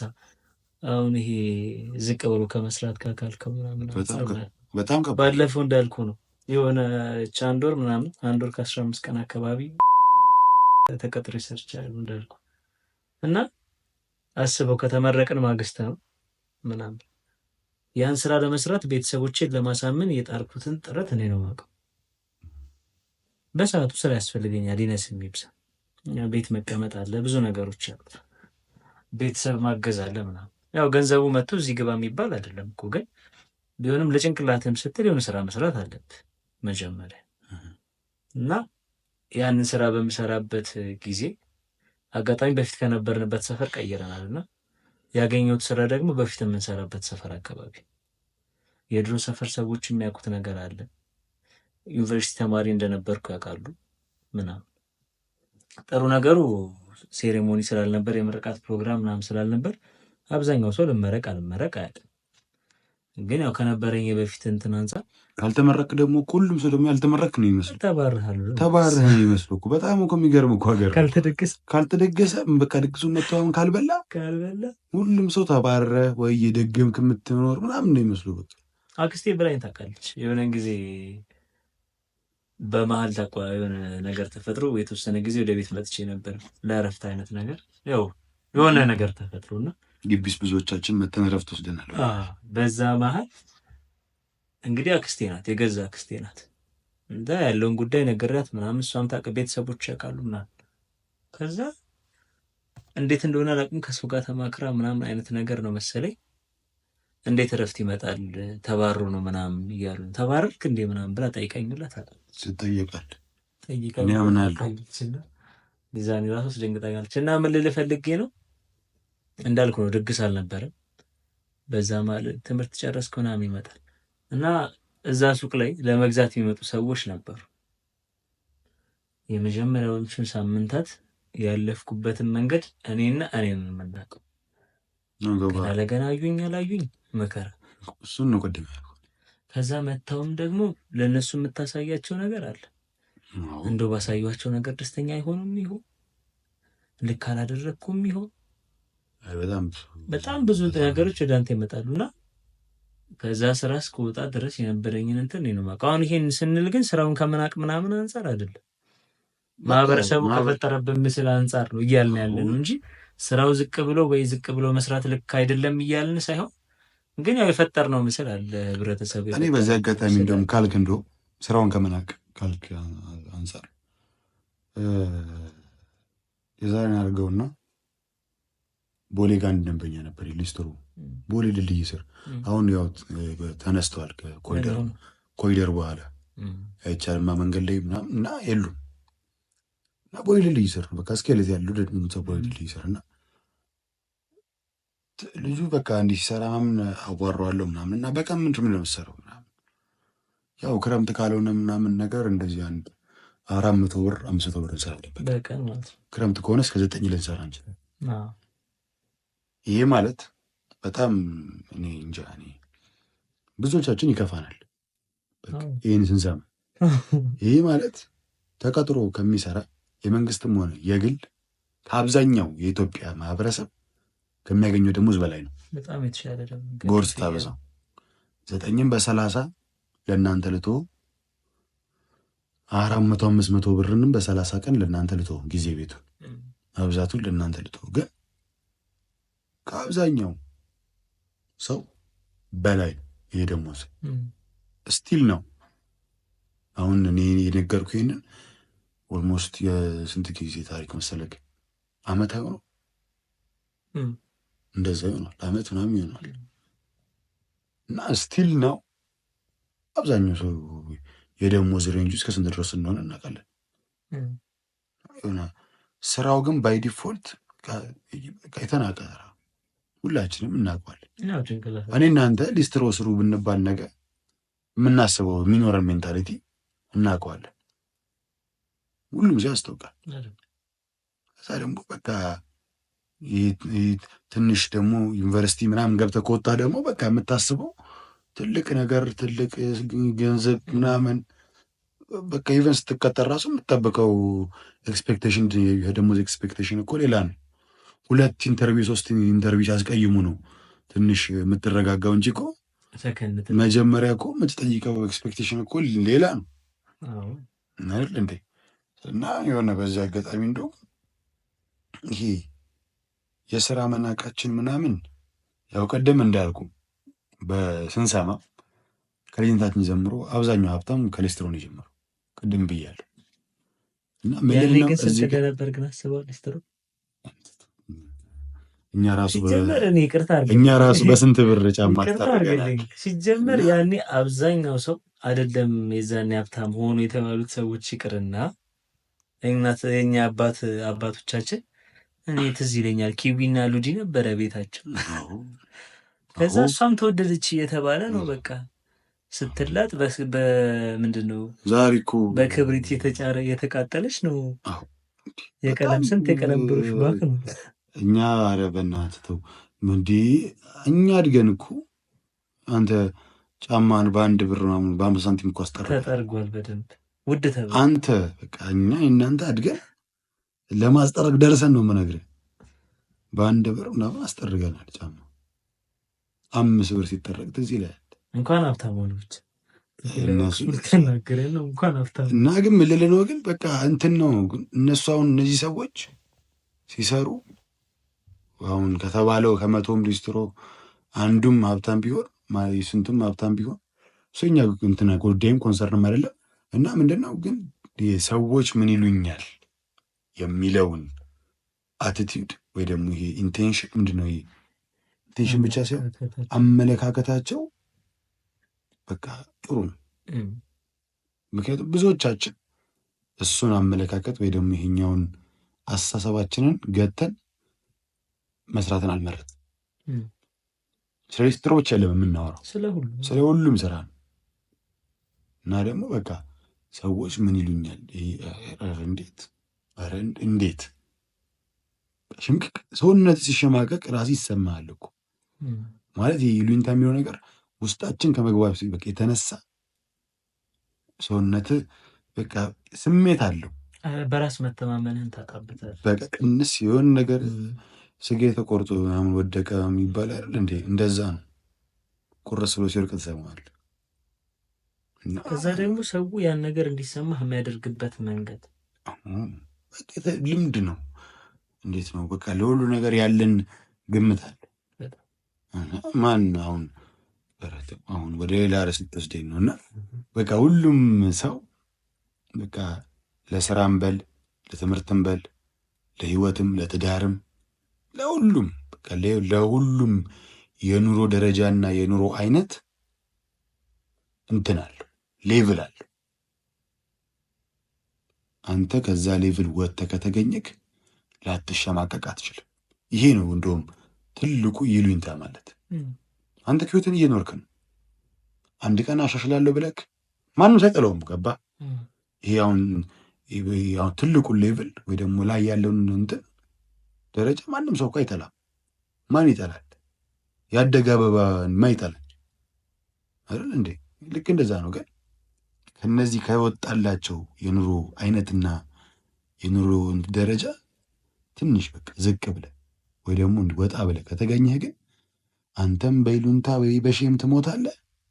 ሰውም ስለ አንተ እያወራ ይኖራል። በቃ እንደዛ ነው የሚረዳ አትቀይሮ። ይህንን ደግሞ ይሄኛውን በጣም መቀየር ከባድ ነው። የቅድሙን ያለውን ስድቡን ማቆም ቀላል ይመስለኛል። በቃ የተዋህደው ነገር ነው። ከኛ ጋር ተዋህደ በቃ ተዋህደ ነው። በደንብ እየኖርን ነው። በቃ እንዴትም ብትሆን አንተ እንዴት ነው ያንን የምፈረውን የኑሮ አይነት የኑሮ ደረጃ መኖር አትችልም። በቃ አንተ የምታገባት ሴት በትዳር ብትመጣ የምታገባት ሴት ክራይቴሪያዎች እኮ ያው ምናልባት ከመልክ በዘለለ አይኗ አፍንጫ ምናምን ከምትለው ነገር በዘለለ እሷነቷ ሞሮፍ አብዛኛው ወንድ ሪሌት የሚያደርገው ነው ሀበሻ። ምክንያቱም በቃ ስናድግ ጀምሮ በቃ የነበረ የሚነገረን ነገር ከዛ ካለፈ ፊልም ላይ ምናምን ቲቪ ላይ ምናምን ያየነው ነገር ነው እና የምረዳው ከዛ አንጻር ነው። ከአብዛኛው አሁን በትዳር ነገርኩህ አይደለ? በትምህርት ሂድ የምትመርጠው የትምህርት አይነት አብዛኛው ሰው በቃ ይሄ ትምህርት አይነት ቆንጆ ነው አሪፍ ነው የሚባለው እንዴ በቃ ድሮ አሁን በጣም የሀገር ኢንጂነር የሀገር ዶክተር ምናምን ሲመረቅ እኮ በቃ ትልቅ ነገር ነው። አሁን ላይ ደግሞ የተገላቢጦሽ። ስለዚህ በቃ እንደ ሀገር እንደ ማህበረሰብ የሆነ በቃ ሁሉም ሰው የሚመርጠው የኑሮ አይነትም የኑሮ ደረጃም ምናምን ሌቭል አለው። ከዛ አንተ ወጣ ብለህ ከተገኘክ አሁን ያልነው ሼም የምትባሏ ይሉንታ የምትባለው ነገር እጥር አድርጎክ መተማመንህን ገሎት ይኖራል። ቅድም ተገቢ ላይሆን ይችላል ያልንበትም ይሄ ይመስለኛል። እና ግን በዚህ አጋጣሚ ግን በጣም ይቅርታ ጠይቃለሁ በአድማጮቻችን ፊት አንተን በጣም እያቋረጥኩ ነው እና ያንተን አልነገርከን በይሉኝታ ምክንያት ያጣኸውን ነገር ተገቢ ናቸው ብዬ ስላሰብኩኝ ነው የኔን ሀሳቦች ላቋርጥልህ ወደድኩት። እሺ ግን የእንትኑን ግን እንድንነግረኝ ይፈልጋል። በዚህ ባህል ያጣኸው ነገር መሰለህ አሁን ማጣት ሳይሆን እንደዚህ ጓደኛዬ አለና ጓደኛዬ የረጅም ጊዜ ጓደኛዬ ነውና አጋጣሚ ቤት ሄጄ ነገር ነው ቤት ሄጃለሁ ምናምን ቤተሰብ መስርቷልና ሆዴን አሞኝ ይሁን መጸዳጃ ቤት መጠቀም ፈልጌ ነገር ነው እና የግል ነው መጸዳጃ ቤት። ይሄ እንደምናስበው ከቤት ውጭ ያለ ሳይሆን እዛው ቤት ውስጥ ያለ መጸዳጃ ቤት እና አጋጣሚ ሆኖ ከሳሎኑ አጠገብ ነው። በጣም እኔ ከባድ በቃ አሁን ይሄ እንደ ደንብ እንደ አበሻዊነት ከባድ ነው ገብቶ መጠቀም እና ተጨንቅ ያለው ምምልህ ከገባውበት ሰዓት ጀምሮ ወጥቼ ቤቴ እስከሄድበት ያለው ሰዓት መጠቀም በጣም ፈልጌያለሁ። ግን ስገባ ይረብሻቸው ይሆን አላስፈላጊ ድምፅ አወጣ ይሆን? ግን አሁን በትክክለኛው ከሄድክ ግን ለጤና በጣም የሚጎዳህ ነገር ሊሆን ይችላል። አዎ በደንብ አሞኛል ገብቼ በጣም ታመሚያለሁ ቤት ገብቼ የመጀመሪያ ሰሞን ስለሆነ ነው። በእርግጥ አሁን እኮ ምግብ ብጠቀም ምንም ላይል ይችል ይሆናል። ግን ራሴ ጭንቅላት እዛኔ ብትጠቀም ምንም ላይል ይችላል። ሲጀምር በቃ ተፈጥሮም ነው ገባ። አሁን እኛ መድረካችንም ነፃ መድረክ ነው እና ምንድን ነው ምንም ላይል ይችላል። ደግሞ ምንም አይልህም ተፈጥሮ ነው። አሁን ግልጽ ነው። ከልጅነት ከ0 ዓመት ጀምሮ እስከመሞትበት 100 ዓመት ቢኖርክ የሚቆም ነገር አይደለም። ተፈጥሮ ነው። ግን በቃ እንዴት ነው ይከብዳል። ገባ አንተ ብቻ አይደለም ነው የምልህ። እኔም ብሆን በቦታው ተመሳሳይ እኔ ልንገር አሁን 100 ሰው ብናገኝ ከ100 ኦልሞስት ወደ 80-90 እንደዚህ ነው የሚሆነው። ሰው ቤት ሄደክ ምናምን እንዲሁም ቤተሰብ መስርቶ ምናምን አይደለም እኮ ኖርማል በቃ ሰው ቤት እዚህ ምናምን ሄደክ ከቤት ውጭ ራሱ ቢሆን ይደብራል። ይሻላል እንጂ እሱም ከባድ ነው። እና ምናልባት አሁን ይሄ በሽም ምናምን ምን ይለኛል አረ ምን ይመጣል ምናምን በላ ከምር እውነቴን ነው ክሪቲካል ኬዝ ሊሆን ይችላል። አሁን ይህን ደግሜ የምለው ይሄ አሁን እንትን ስለሆነ ነው የጤና ጉዳይ ተፈጥሮ ጉዳይ ስለሆነ ነው። እንግዲህ ማሰብ ነው ሰው ሰራሽ የሆነውን በህይወት ስንት ነገር አንዳንዴ እንደማስብ ግን ታውቃለህ ይሄ ይሉኝታ የሚለው ነገር እንዳለ ሆኖ ግን አንዳንደኛ ራሳችን ለራሳችን የምናደርጋቸው ነገሮች ኃላፊነት መውሰድን ከመፍራት አንጻር የተፈጠሩ ነገሮች ይመስለኛል። አንዳንዶች አንዳንዶች አሁን ለምሳሌ በሰዓቱ በዛን ሰዓት ያ ነገር እንደዚህ ስለሚሆን እንደዛ ይሆናል ከማለቴ በተሻለ መልኩ ያን ነገር አድርጌው የሚፈጠረውን ነገር ለመቀበል ዝግጁ ብሆን ኖሮ አንደኛ ራሴን ጤንነት አተርፋለሁ፣ ሁለተኛ ደግሞ ማድረግ ያለብኝን ነገር ማድረግ ባለብኝ መልኩ ማድረግ እንድችል ያስችለኝ ነበረ በሰዓቱ። ለዛ ነው እኮ ቅድም ይሉኝታ የራስ መተማመን ያጠፋል፣ በደንብ ያጠፋል። መልስም ባይኖርህ ወተክ የሆነ ነገር ብትባል እንዲ ሌላው ይቅር እንደው ደፋር ሆነክ አድርገው ፌል ቢያደርግና ሲጀምር ፌል ቢያደርግና አይደለም ፌል ቢያደርግስ የሚለው ማሳብ ራሱ የሚመጣው ከዚህ አንጻር እና ቢያደርግ ደግሞ በቃ የነበረህንም ያሟጠጥካት ያስተረፍካትንም በአንዴ ይዞ ገደል ነው የሚገባው። በአንዳንዴ በፈረንጆች ምቀ ነው ለዛ ግን እነሱ ደግሞ ይበዛል። አይ ምቀናበት መንገድ አለ። ቅድም እኮ አለ ተጋቢ የሚሆንበት ጊዜ አለ። ግን አሁን አንዳንዶቹ ነገሮቻቸው ላይ ስታይ በቃ ያስቀንዋል እንዴ በጣም በጣም በጣም እንዴ እኛ አሁን ልጆች ምናምን ሆነን ትዝ ይልሃል ድሮ አሁን አላቅም ሌላ ክፍለ ሀገር ምናምን ግን ስፖክን ምናምን ነበር ስፖክን እና በቃ የሆነ አብሶ የተማርክበት ትምህርት ቤት ያን ያህል አሁን የሀብታም ትምህርት ቤት ምናምን ሆኖ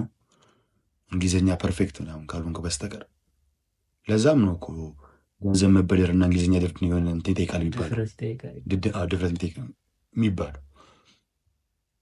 ስፖክን ዲያሎግ ምናምን ነበር።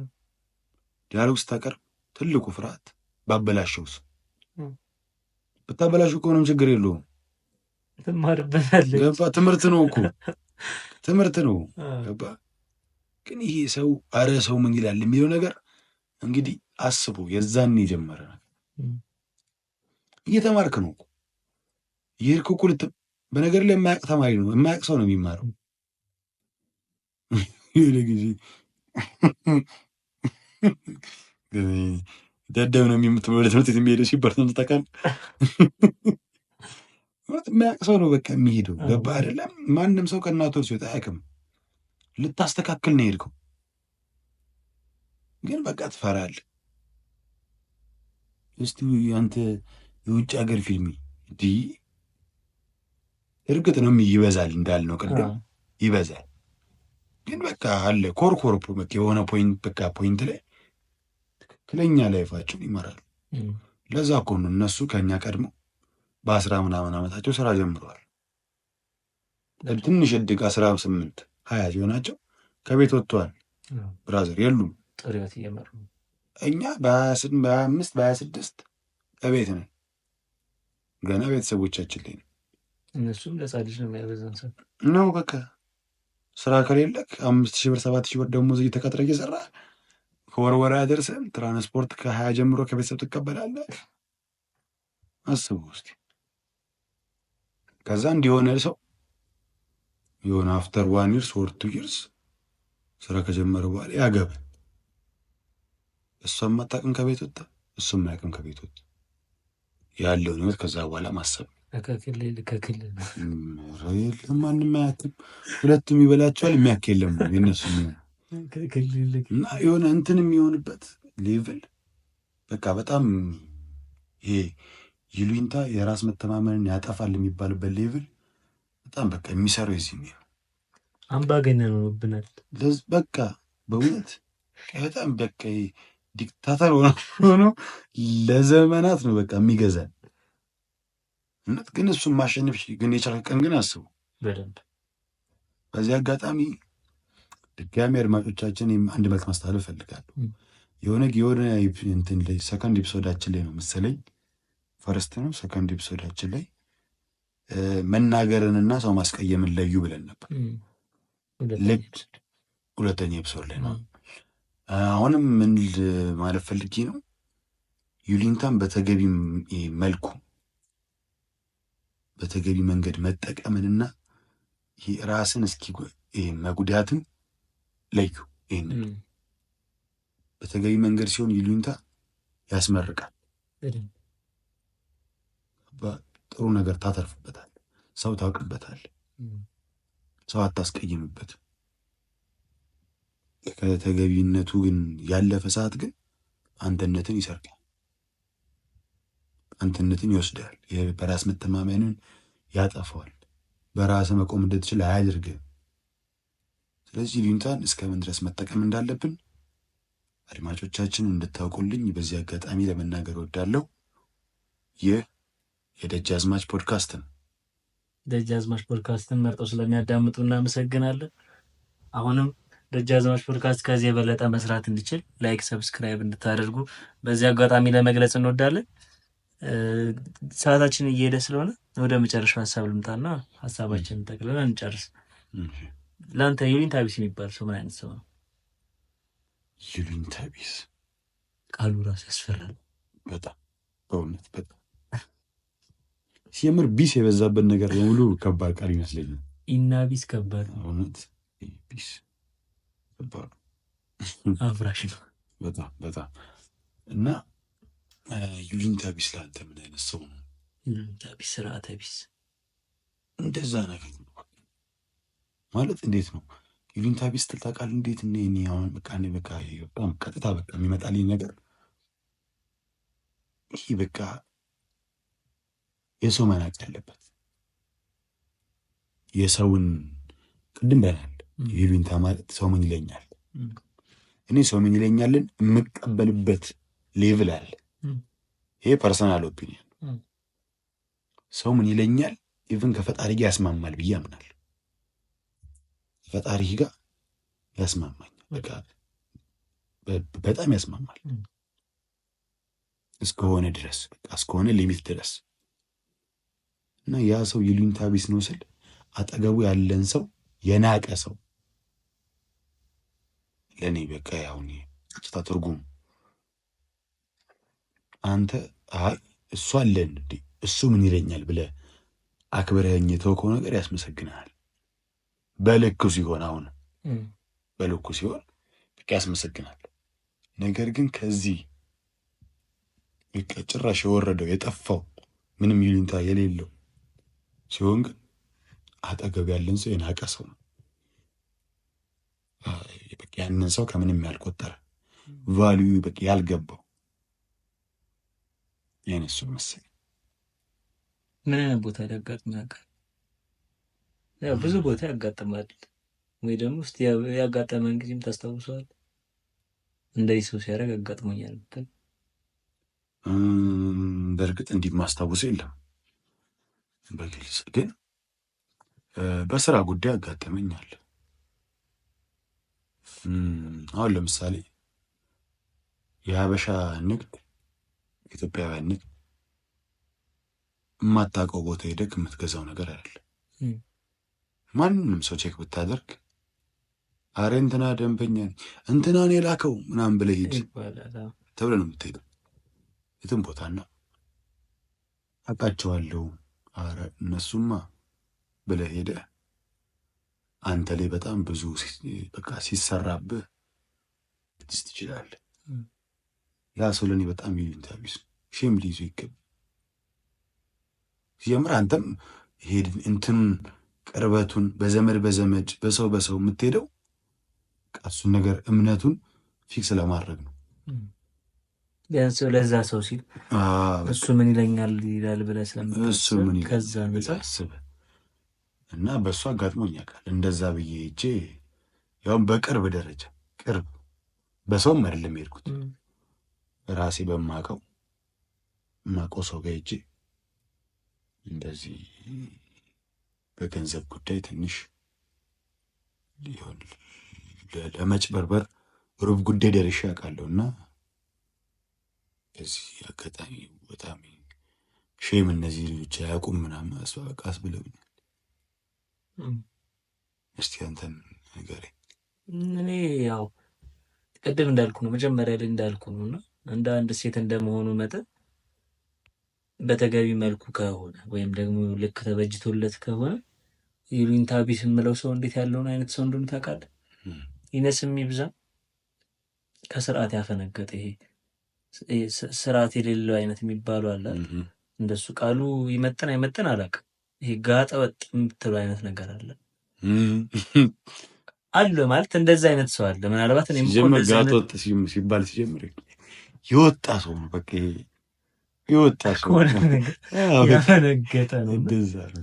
እንደዛ ነው ይመስለኛል አንዳንድ ጊዜ አሁን ሰው ይሄ ይሉኝታ የለውም ምናምን ምናምን ብዬ ሳስብ ከሚመጣልኝ በቃ የስርዓት አልበኛ ነው ይሰው በቃ ከሆነ ነገር አፈንግጧል ብዬ ነው ማስበው። እና ብዙ የስርዓተ ቢስ የሚባሉ ሰዎች እንደዚህ አይነት ሰዎች ይመስሉኛል።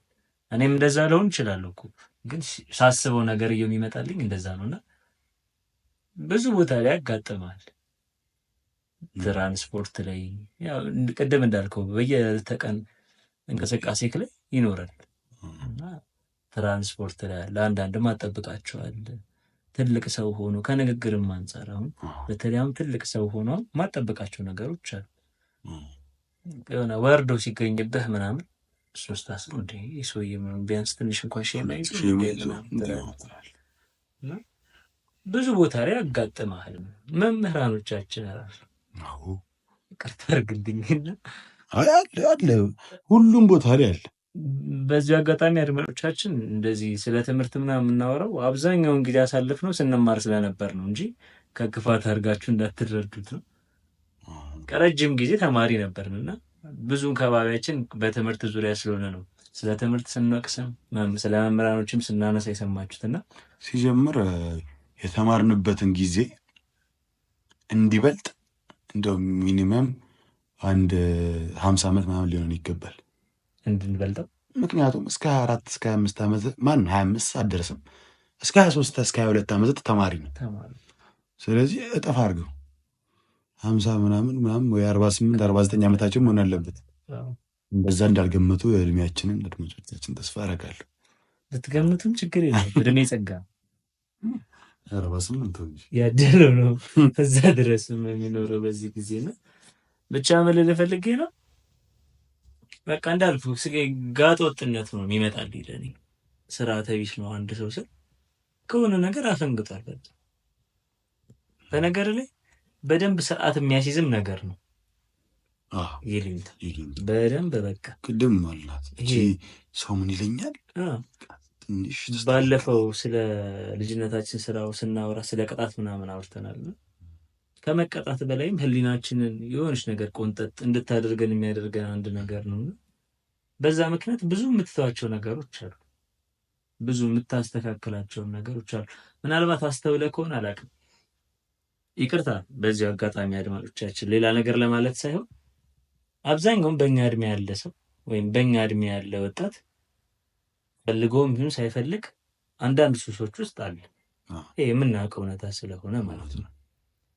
ሱሱን እንደሚያካሂድ ሰው ይወቅም አይወቅም ሰው እንዳያየው ብሎ የሚያደርጋት በጣም ብዙ ነገር አለች። ኢቭን እየታወቀ የሚደብቅ ብዙ ሰው አለ። ያንን ምን ፈጠረው እንደው ምን ይሉኛል የሰጡህ ቦታ ይኖራል ምናምን ያን ነገር ከማክበር አንፃር ጥሩ ነገር እያደረክም ባይሆን ግን ያ ነገር ተጋላጭ እንዳይሆን አንተም በሰዎች ዘንድ ያለህን ነገር እንዳታጣ ብለህ ብዙ የምትተዋቸው ነገሮች አሉና ከዛ አንፃር ብዙ ነገሮች ስርዓት እንዲኖራቸው ያስቻለም ነገር ነው። ቅድም እንዳልነው ተገቢና በልኩ ሲሆን ማለት ነውና በአጠቃላይ ግን ቅድም እንዳልነው መተግበር ባለበትና መሆን ባለበት ሰዓት እስከሆነ ድረስ ምንም ነገር ቢሆን ጥቅም አለው፣ ጉዳቱ እንዳለ ሆኖ ማለት ነው። ስለዚህ በተቻላችሁ መጠን ማድረግ ባለባችሁ ልክ አድርጉ።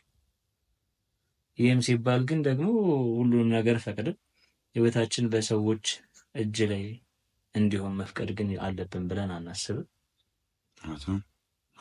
ሀሳብን እጋራዋለሁ እዚህ ላይ። አዎ፣ ስለዚህ እንደው ቀረ ብለህ የምታስበው ሀሳብ ካለ ወይ ሳልናገረው ብለህ የምትናገረው ሀሳብ ካለ የተሰጠህን ጊዜ ተጠቅም።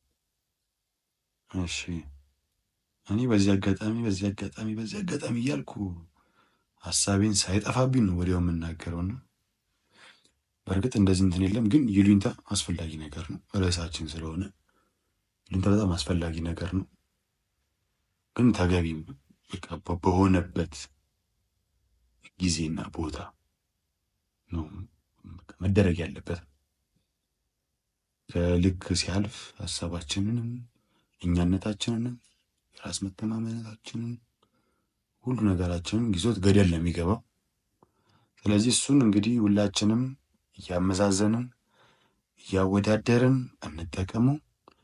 ይሉኝታ እንግዲህ የሀበሻ አንዱ ባህል ነው፣ በቃ አንዱ ያለን ነገር ነውና እሱን እንግዲህ በደንብ እንግዲህ አቆይተን አሁን የእኛ ትውልድን ላይ በስትክክል መጠቀም ከጀመረን እኛ የምናሳድጋቸው ልጆች በቃ ስርዓት ያላቸው የራስ መተማመናቸው በይሉኝታ ምክንያት ያልጠፋ ትውልድ ይሆናል እንደ ትውልድ።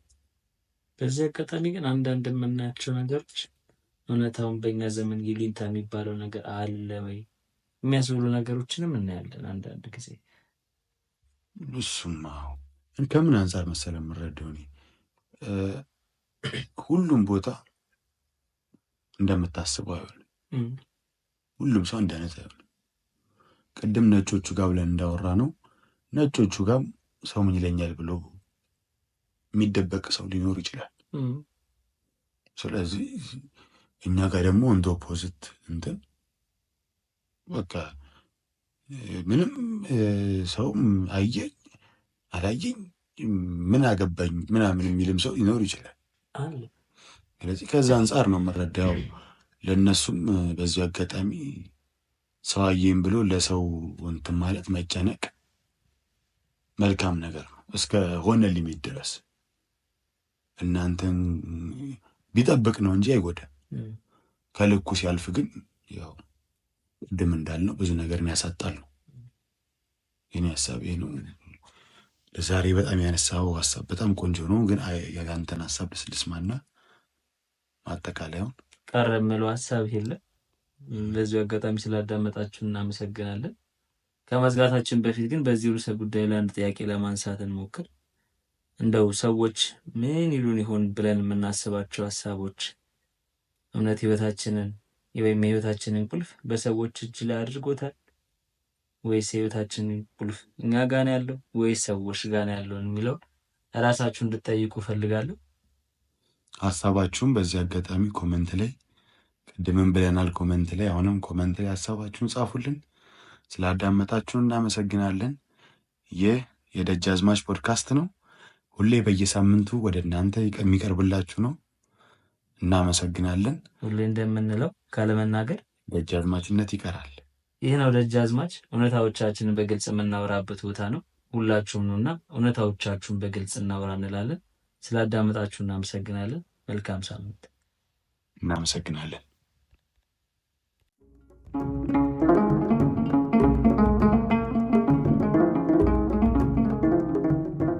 የሚናገር ይሰማል፣ የማይናገር ግን ይረሳል። ካለመናገር ደጃዝማችነት ይቀራል። ይህ ነው ደጃዝማች፣ እውነታዎቻችንን በግልጽ የምናወራበት ቦታ።